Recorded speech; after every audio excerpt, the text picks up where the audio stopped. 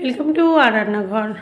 বন্ধুরা, আজকের রেসিপি একদম সিম্পল শীতকালীন সবজি শিম পালংয়ের ভাজা।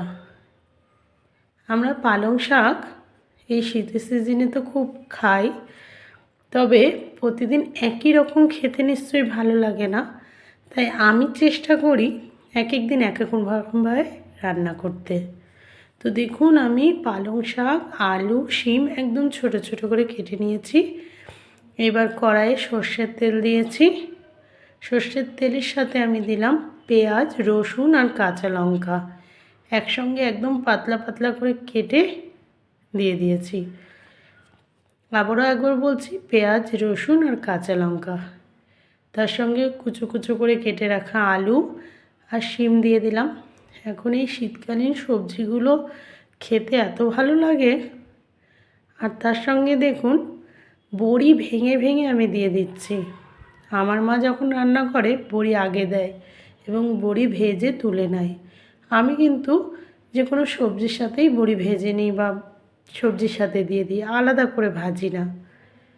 যাই হোক, এবার শিম, আলু আর বড়ি ভাজার জন্য লবণ আর সামান্য একটু হলুদ দিয়ে দিলাম।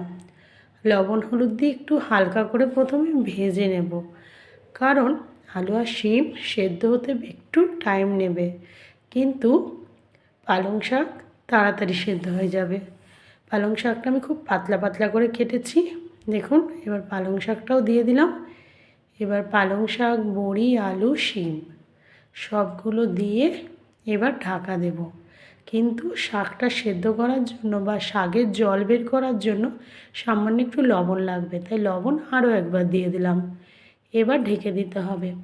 ঢাকা দেওয়ার পর মাঝে মাঝে ঢাকনা সরিয়ে অবশ্যই নেড়ে দেবেন। আমি বারবার নেড়ে দিয়েছি। এবং দেখুন, ঢাকা দিয়েই তবে রান্না করবেন, তাহলে শাকটা তাড়াতাড়ি নরম হয়ে যাবে। এইভাবে শুধু হালকা করে এবার ভেজে নেব। ব্যাস রেডি শিম, আলু, বড়ি, পালং শাকের ভাজা। একবার এইভাবে পালং শাক ভেজে দেখুন। আমরা তো সবসময় পালং শাক হয়তো শুধু ভাজি বা অনেক রকমই হয়, তবে এইভাবেও খেয়ে দেখবেন। আমি তো চেষ্টা করি আলাদা আলাদা রেসিপি দেওয়ার। তো আমার এই চেষ্টার ফল কী পাবো? আপনারা একটু আমার রান্নাগুলো শেয়ার করবেন, লাইক করবেন, কমেন্ট করবেন। স্কুল যাওয়ার খুবই তাড়া ছিল, তার মধ্যে রান্না। যাই হোক, পালং শাক, শিম, আলু ভাজা যেই হলো গরম ভাতে জাস্ট একটু নিয়ে খেয়ে নিলাম, তাহলে পেটটাও ভরা থাকবে, মাথাটাও ভালো থাকবে। Thank you.